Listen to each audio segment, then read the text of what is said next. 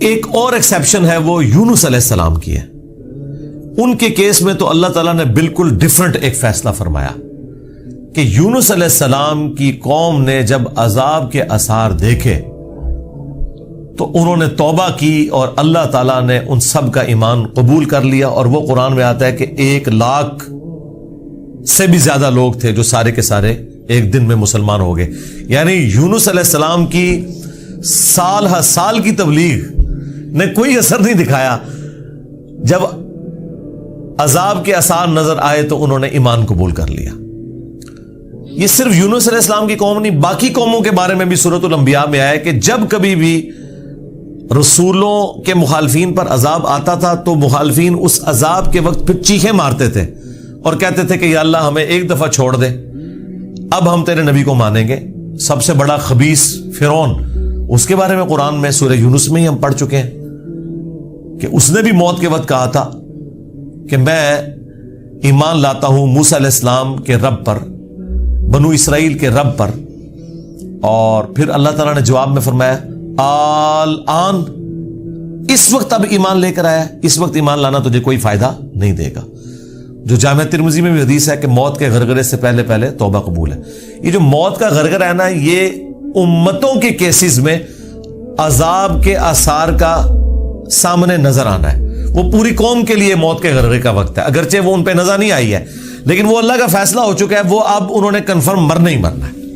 وہ آثار جب نظر آنا شروع ہوئے تو باقی قومیں بھی آہو بکا کرتی تھیں، اس قوم نے بھی آہو بکا کیا اور اللہ تعالیٰ نے ان کے کیس میں وہ سن لیا اور انہیں بچا لیا. اور جب یونس علیہ السلام واپس آئے وہ تو دنگ رہ گئے کہ یہ کیا ہوا، میں تو انہیں عذاب کا وعدہ دے کے گیا تھا، یہ سارے کے سارے زندہ سلامت ہیں. اور اس سے بڑھ کر ان کو حیرانگی یہ ہوئی کہ وہ سب کے سب لوگ ایمان بھی لے آئے. تو اب حضرت یونس علیہ السلام کو وہ غم تو بھول گیا کہ میرا دیا ہوا وعدہ پورا نہیں ہوا. ظاہر ہے ایک امبیرسمنٹ تو تھی کہ آپ قوم کو کہہ کے یہ نکلے ہیں کہ اب تم پہ عذاب آئے گا اور عذاب نہیں آیا. تو امبیرسمنٹ تو حضرت یونس علیہ السلام نے فیل کی، لیکن اس کی کمپنسیشن اللہ نے اس حوالے سے کر دی کہ جو ان کا مقصد ہے وہ پورا ہو گیا کہ لوگ ایمان لے آئے. آپ سورۃ الاعراف میں، سورہ ہود میں بھی دیکھیں گے کہ جب کبھی قوموں پر عذاب آتا ہے تو اینڈ پہ وہ قوم کا پیغمبر عذاب دیکھنے کے بعد اپنی قوم سے مخاطب ہو کے کہتا ہے کہ میری قوم، میں نے تو بڑی کوشش کی تھی کہ تمہیں اس عذاب سے بچا لیتا لیکن تم خود گمراہی پر تلے ہوئے تھے. تو عذاب کے بعد بھی قوموں کا درد پیغمبروں کے سینے میں رہتا ہے، ایک نیچرل چیز ہے. رقیق القلب ہوتے ہیں نا جو پیغمبر ہوتے ہیں. تو یہاں پر جب انہوں نے دیکھا سب ایمان لے ہیں تو ظاہر ہے کہ وہ ایک ہیپی اینڈنگ ہوئی ہے. کیا ڈراپ سین ہوا ہے. میں کبھی بعض اوقات یہ جب حضرت یونس علیہ السلام کی قوم کا واقعہ قرآن میں پڑھتا ہوں نا تو میں بڑی خواہش کرتا ہوں کہ میں جنت میں جا کے یہ منظر دیکھوں کہ وقت کا پیغمبر عذاب کی وحی سنا کے گیا ہے اور لوگ چیخو پکار کر رہے ہیں اور ایسا یونیک کیس ہو گیا ہے، سمجھ لیں مردے ہی زندہ ہو گئے کہ اللہ تعالیٰ ان کی چیخو پکار سن کے ان کی توبہ بھی قبول کر لیتا ہے. اور پھر یونس علیہ السلام جب واپس آتے ہیں ان کی حیرانگی کیا ہوگی. ٹھیک ہے، کیا ڈراپ سین ہوگا. میں کہتا ہوں جی اس طرح کی کوئی ٹریجک فلم نہیں ہو سکتی جو یونس علیہ السلام اور ان کی قوم کی ہے. اور وہ کیوں ہوا؟ صرف یونس علیہ السلام سے ایک اجتہادی خطا ہوئی. ہم اسے گناہ نہیں کہتے، وہ خطا ہے. انبیاء خطا کرتے ہیں لیکن چونکہ وہ اپنی خطا پر قائم نہیں رہتے اور وہ گناہ کے زمرے میں بھی نہیں ہے، غلطی ہے بحیثیت انسان. انسان غلطیوں سے پاک اگر ہم پیغمبروں کو کہتے ہیں تو یہ پاک وہ والا نہیں ہے جس طرح اللہ پاک ہے. آپ سبحان کا لفظ صرف اللہ کے ساتھ بولتے ہیں، کوئی پیغمبر بھی سبحان نہیں ہے. پرفیکٹ صرف اللہ ہے. دیکھیں انسان تو ہے ہی امپرفیکٹ.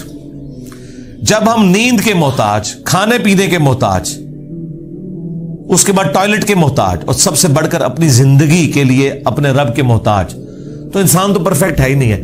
پرفیکٹ صرف اللہ ہے جو کسی کا محتاج نہیں ہے. غلطیوں سے پاک صرف اللہ ہے، باقی غلطی تو کسی سے ہو سکتی ہے. لیکن پیغمبر کو ہم جو کہتے ہیں نا کہ پیغمبر غلطیوں سے معصوم ہے، عصمت انبیاء کا عقیدہ، اس کا مطلب یہ ہے کہ وہ گناہ نہیں کرتے. خطا بہرحال ان سے ہو جاتی ہے اور خطا جب ہوتی ہے تو اللہ تعالیٰ ان کی ریمیڈی فرماتا ہے، ان کی اصلاح کرتا ہے. وہ اپنی خطا پر قائم نہیں رہتے، رجوع کر لیتے ہیں اور جب رجوع کرتے ہیں تو امت کے لیے وہ رول ماڈل ہوتے ہیں. آج کی ڈیٹ میں رسول اللہ صلی اللہ علیہ وآلہ وسلم معصوم ہے کہ اگر زندگی میں کوئی اجتہادی خطا ان سے ہوئی تو اللہ تعالیٰ نے اس کی ریمیڈی فرما دی اور پھر اس غلطی کو معاف کر دیا. وہ گناہ نہیں تھا, یہ ذہن میں رکھیے گا. گناہ اور غلطی میں فرق ہے. گناہ وہ ہوتا ہے کہ جو پوری وعید معلوم ہونے کے باوجود انسان وہ ایکٹیویٹی پرفارم کر لے. اجتہادی خطا یہ ہوتی ہے کہ وہ ایک ایسی صورتحال اس کے سامنے آئے جس میں اس کے سامنے دو آپشن موجود ہوں اور اس میں سے وہ ایک ایسا آپشن اڈاپٹ کر لے جو اللہ کی مرضی نہ ہو, اور جو اللہ کی مرضی والا آپشن ہے اسے وہ ترک کر دے. اور یہ وہ بدنیتی پہ نہیں کر رہا, اس کی سمجھ میں ہے ہی اس کا آپشن, وہ نافرمانی سمجھ کے نہیں کر رہا. جس طرح نبی علیہ السلام نے کیا, غزوہ بدر کے قیدیوں کو چھوڑ دیا. سورہ محمد میں یہ آیت نازل ہو چکی بھی تھی کہ جب تک فتنہ مکمل طور پر ختم نہیں ہو جاتا آپ نے ان کو قتل کرنا ہے, اپنے مخالفین کو. قتال کی آپ کو اجازت دی گئی. سورہ محمد کا نام ہی سورہ قتال ہے.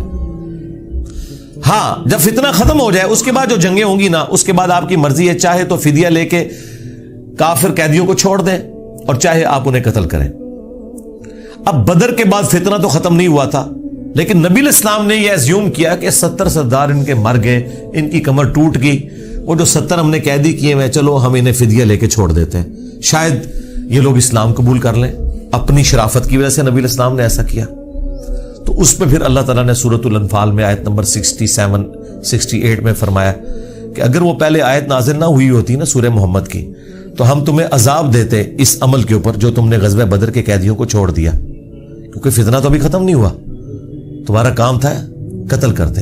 اور حضرت عمر کا مشورہ بھی یہی تھا بخاری مسلم میں, لیکن نبی علیہ السلام اور حضرت ابوبکر اپنی شفقت کی وجہ سے انہوں نے یہ پلی لی کہ وہ آیت میں آیا نا کہ فتنہ جب ختم ہو جائے تو پھر تمہاری مرضی ہے, تو ہم یہ زیوم کرتے ہیں کہ فتنہ ختم ہو گیا. یہ بدنیتی کی وجہ سے نہیں تھا, واقعی انہوں نے یہ زیوم کیا تھا, لیکن وہ کس قسم کے ناہنجار لوگ تھے. حضرت عمر رضی اللہ تعالیٰ عنہ نے یہ کنکلوڈ کیا کہ نہیں, یہ اس قابل ہے, یہ قتل ہونے چاہیے. بہرحال وہ اجتہادی خطا اللہ تعالیٰ نے معاف کی. اس طرح باقی انبیاء کرام کے بارے میں حضرت آدم علیہ السلام کی غلطی کا ذکر ہے. موسیٰ علیہ السلام سے بندہ مر گیا تھا, نوح علیہ السلام نے اپنے کافر بیٹے کے لیے دعا کر دی تھی.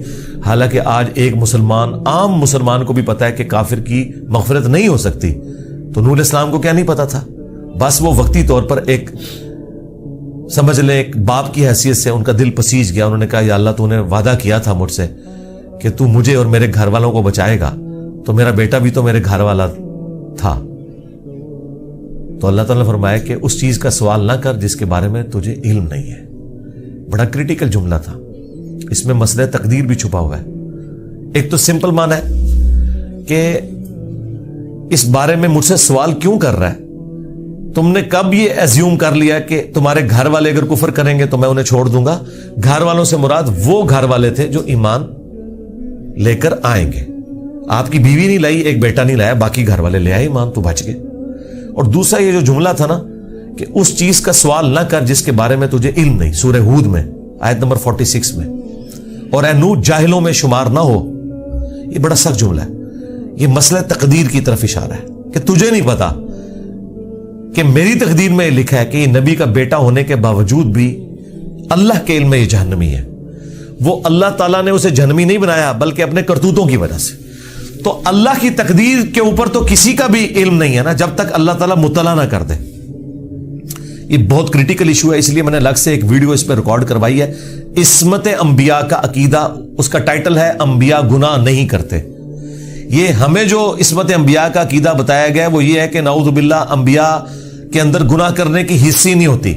یعنی انبیاء کرام جو ہے ان کے ساتھ وہ کمزوریاں بشری اٹیچ نہیں ہیں جو باقی انسانوں کے ساتھ اٹیچ ہیں. اگر یہ بات ہوتی تو انبیاء کی فضیلت ہی نہ ہوتی. انبیاء کی فضیلت ہے ہی اس وجہ سے کہ وہ بشری کمزوریوں پر اوور کم کرتے ہوئے اللہ کے خوف کی وجہ سے گناہوں سے بچ جاتے ہیں. ادروائز پھر فرشتوں میں اور انسانوں میں کوئی فرق ہی نہ رہ جائے. تو یہ ہے اصل چیز جو انہیں فضیلت میں لے جاتی ہے عام انسانوں کی نسبت, کہ وہ اللہ کا اتنا خوف رکھتے ہیں کہ وہ گناہوں سے بچتے ہیں. رہی لغزش اجتہادی خطا وہ ہو سکتی ہے. تو میں نے وہ انبیاء گناہ نہیں کرتے، اس میں تفصیل کے ساتھ واقعات مختلف قرآن سے بیان کیے ہیں۔ سورہ یوسف میں ہے کہ اس عورت نے یوسف کا قصد کیا، یوسف بھی عورت کا قصد کر لیتا اگر اپنے رب کی برہان نہ دیکھتا۔ اب اندازہ کریں، اللہ تعالیٰ فرما رہا ہے کہ یوسف علیہ السلام بھی اس برائی میں پڑ جاتے اگر اللہ تعالیٰ انہیں ایک خاص نشانی نہ دکھاتا۔ وہ قرآن میں تو رپورٹ نہیں ہوئی، اسرائیلی روایتوں میں آتا ہے کہ اللہ تعالیٰ نے اس وقت حضرت یوسف علیہ السلام کو اپنے والد کی شبیہ دکھا دی تھی، حضرت یعقوب علیہ السلام کی، اور وہ انگلی سے یوں اشارہ کر رہے تھے کہ یہ کام نہیں کرنا تم نے، یا اس وقت شیطان بھیانک شکل میں انہیں نظر آ گیا کہ یہ شیطان مجھ سے برائی کا کام کروانے لگا ہے۔ بہرحال کوئی نشانی اللہ نے دکھائی ہے، قرآن میں ہے، اور اس کی وجہ سے وہ برائی سے بچے ہیں۔ اس کا مطلب ہے کہ ان میں مادہ موجود تھا، لیکن اللہ نے انہیں بچایا ایک نشانی کے ذریعے۔ تو انبیاء کی اللہ تعالیٰ حفاظت کر لیتا ہے۔ یونس علیہ السلام سے جو آپ سمجھ لیں اجتہادی خطا، جسے ہم گناہ نہیں کہتے، وہ یہ ہوئی کہ جب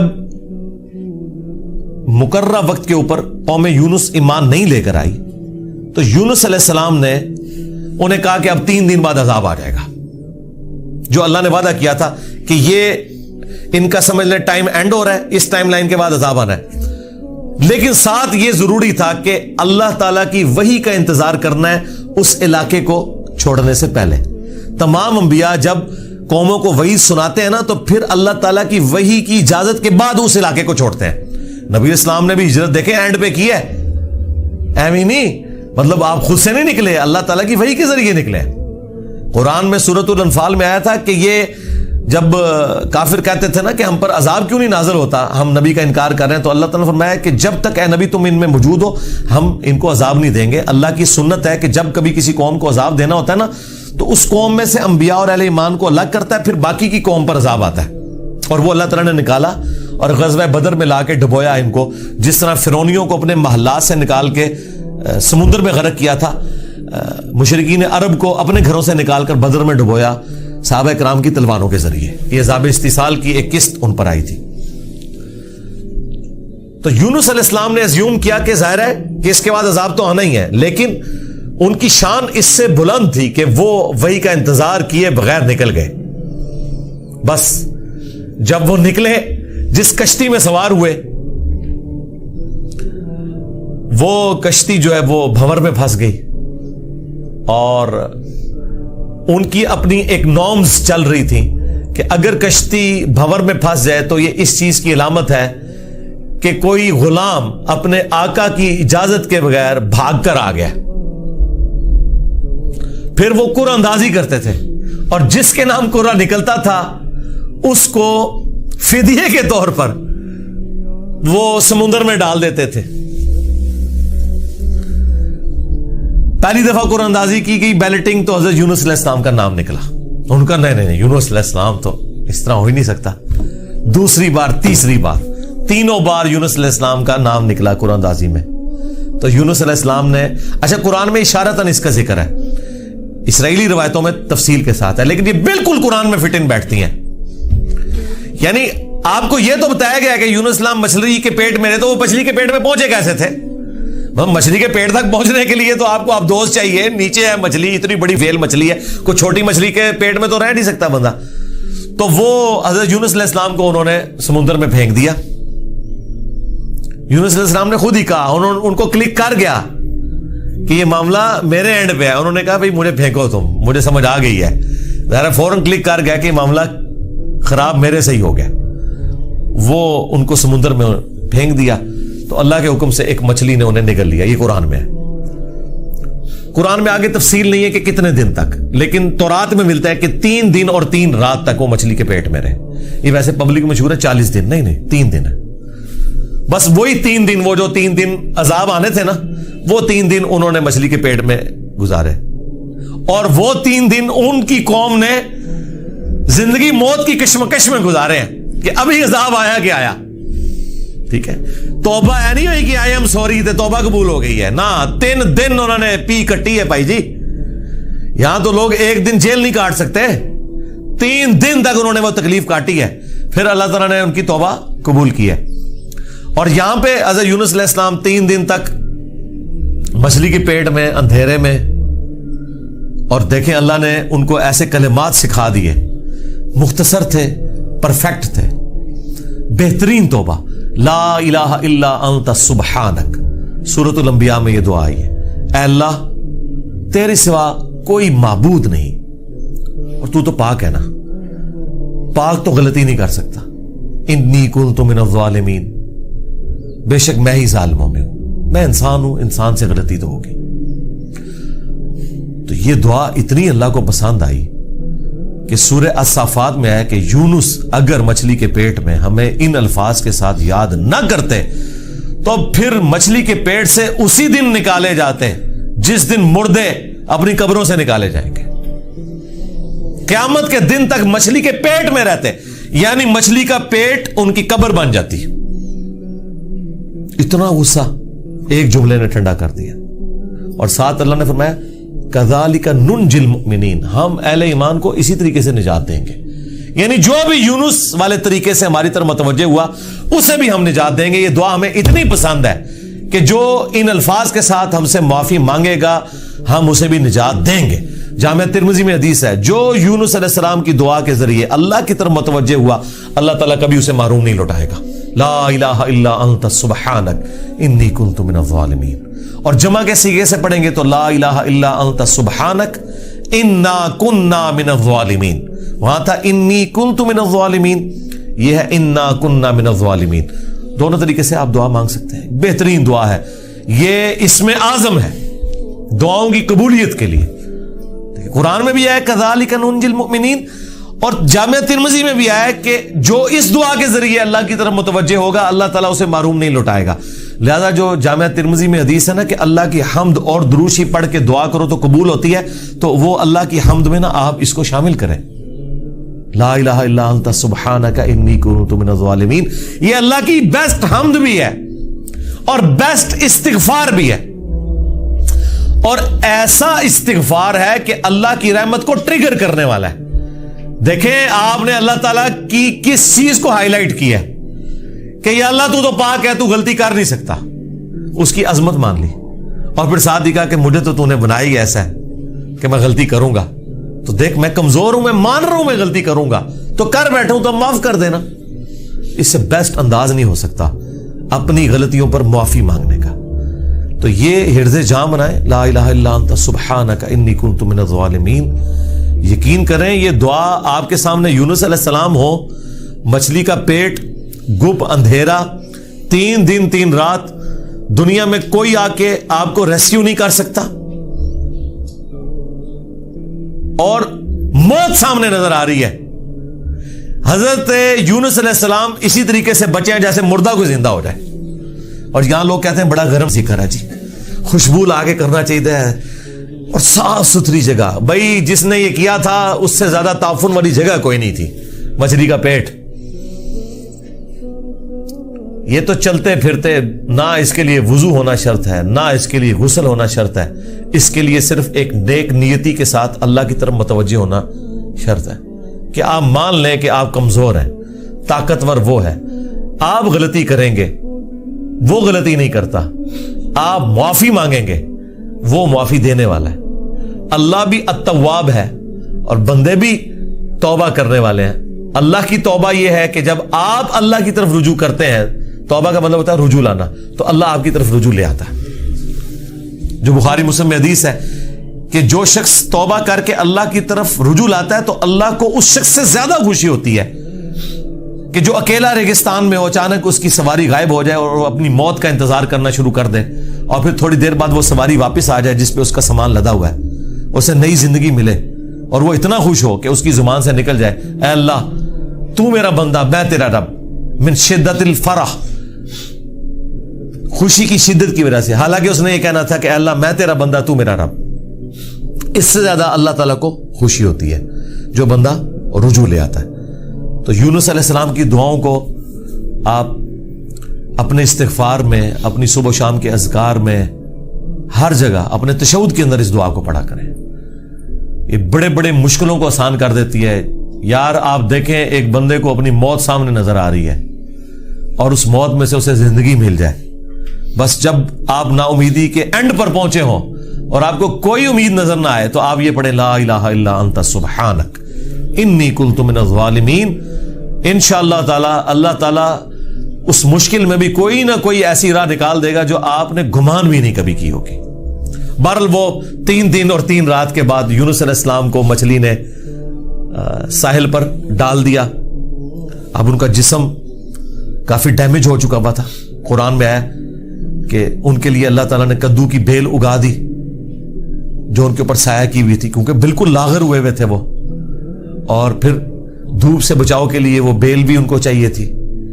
پھر سسٹین ہوئے, جب واپس اپنی قوم میں آئے تو دیکھا کہ جناب سارے رفع دین نمازاں پڑھ رہے تھے.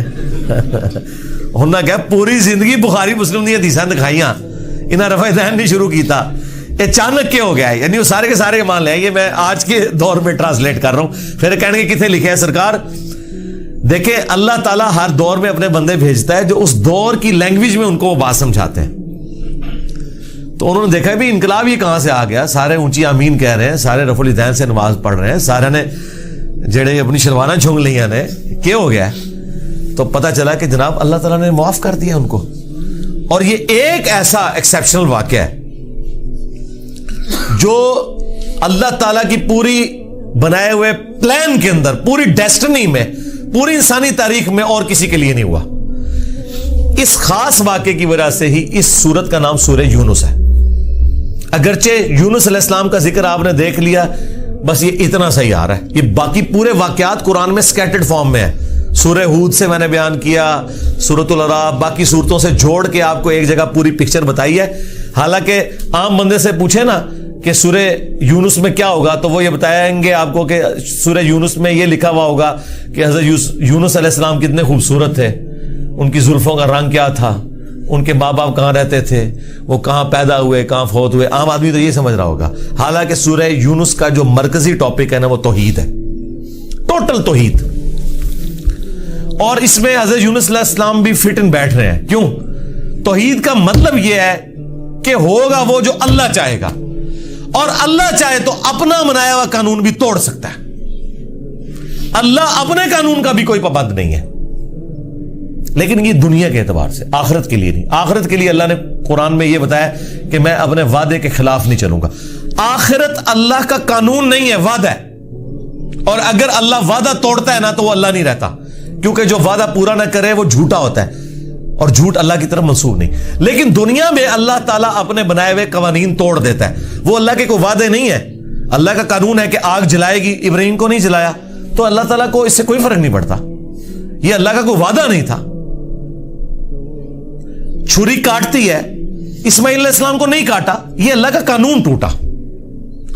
سمندر میں انسان غرق ہو جاتا ہے, موسیٰ علیہ السلام کے لیے راستہ بن گیا, یہ اللہ کا قانون ٹوٹا معجزے کے طور پر. آخرت میں کوئی قانون نہیں ٹوٹے گا. جو مواہد دنیا سے گیا, اللہ کا تابع فرمان, پیغمبروں کا مطیع, پھر اس پہ تقدیر غالب نہیں آئے گی کہ نہیں جی اے تیری میں ایک گل سنبھال کے رکھی ہے, دادا تو زیرو نل ملٹی پلائی ہو گیا. نہیں, وہاں بھائی نیکیاں تولی جائیں گی. چاہے گناہوں کے پلڑے میں بڑے سے بڑا گناہ بھی آ گیا شرک کے سوا, اور نیکیاں بھاری ہو گئی, تو اللہ تعالیٰ کسی کو یہ کہے گا کہ بھی نہیں کہ بالکل دوتے زیرو زیرو ہی بچے ہیں. نہیں, بس یہ میرا وعدہ ہے کہ میں بچا لوں گا.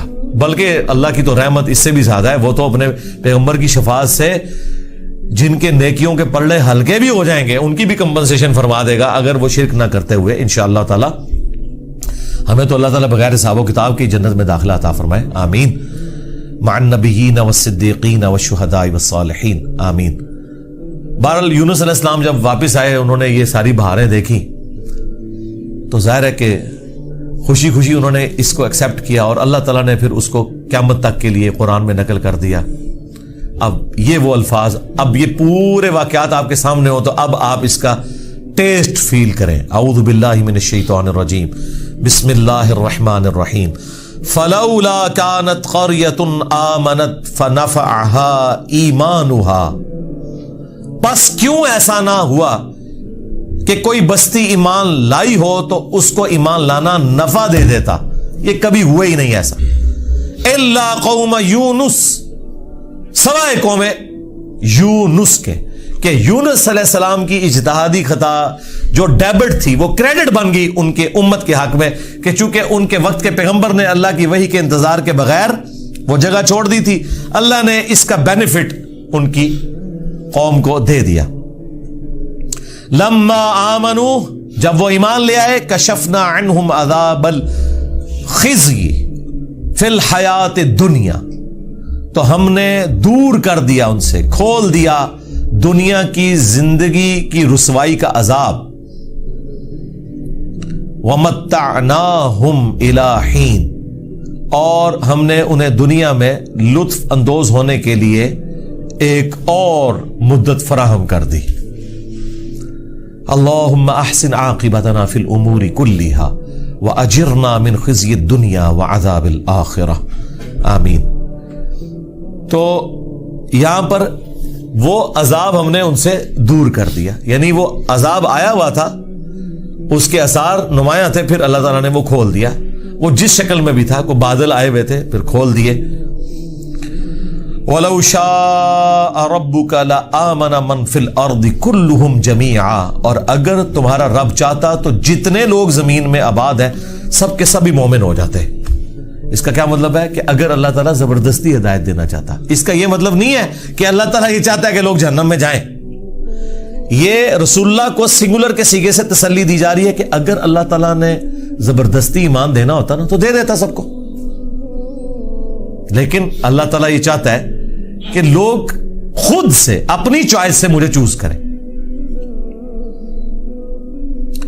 افانت تکرہ الناس حتی یکونوا مؤمنین، تو اے نبی کیا آپ لوگوں کو مجبور کرنا چاہتے ہیں یہاں تک کہ وہ ایمان لے آئیں؟ یعنی آپ نے زبردستی نہیں کرنا۔ حضور ٹینشن ہی بڑی لیتے تھے کہ میں دعوت دے رہا ہوں لوگ قبول نہیں کر رہے، تو حضور کو کہا گیا آپ نے ٹینشن نہیں لینی، جنہوں نے جہنم میں جانا ہے جائیں۔ سورۃ البقرہ میں آیا کہ ہم آپ سے نہیں پوچھیں گے لوگ جہنم میں کیوں پہنچ گئے۔ سورہ طٰہٰ میں آیا کہ ہم نے قرآن اس لیے نازل نہیں کیا کہ آپ مشقت میں پڑ جائیں۔ ما انزلنا علیک القرآن لتشقى الا تذکرۃ لمن یخشی، یہ اس کے لیے ہے جو اللہ کی دھمکی سے ڈر جائے۔ وما کان لنفس ان تؤمن الا باذن اللہ، اور کسی جان کے لیے یہ ممکن ہی نہیں ہے کہ وہ ایمان لے آئے مگر اللہ کے اذن سے۔ مراد یہ کہ صرف کوشش بھی کوئی چیز نہیں ہے، اللہ کی طرف متوجہ بھی ہوں، تقدیر پلس کوشش دونوں مل کے کمپلیشن کی طرف جاتے ہیں۔ ربنا لا تزغ قلوبنا بعد اذ ہدیتنا وہب لنا من لدنک رحمہ انک انت الوہاب، آمین۔ وَيَجْعَلُ الرِّجْسَ عَلَى الَّذِينَ لَا يَعْقِلُونَ، اور اللہ تعالیٰ کی سنت ہے کہ وہ گندگی ڈال دیتا ہے ان لوگوں پر جو بے سمجھ ہیں، یعنی جو اپنی عقل کو استعمال نہیں کرتے ان پر اللہ گندگی ڈال دیتا ہے، انہیں حق بات سجائی نہیں دیتی، اور دوسروں کو اللہ تعالیٰ ان کی کوشش کی سبب ایمان دے دیتا ہے۔ اس کو آپ دنیا میں مثال سے سمجھیں، ایک ہی بارش برستی ہے نا، زرخیز زمین پر برستی ہے تو وہاں سے کھیتی نکلتی ہے، اور گندگی کے ڈھیر پہ جب وہ بارش پڑتی ہے تو بدبو نکلتی ہے۔ اس میں بارش کا قصور نہیں ہے، اس گندگی کے ڈھیر کا ہے۔ ایک شخص نے اپنے آپ کو خود گندگی کا ڈھیر بنا لیا کہ اس نے حق بات قبول نہیں کرنی، تو اس کا اینڈ رزلٹ یہی نکلنا ہے کہ اس سے آپ پورا قرآن گزار دیں، اسے کوئی فرق نہیں پڑے گا۔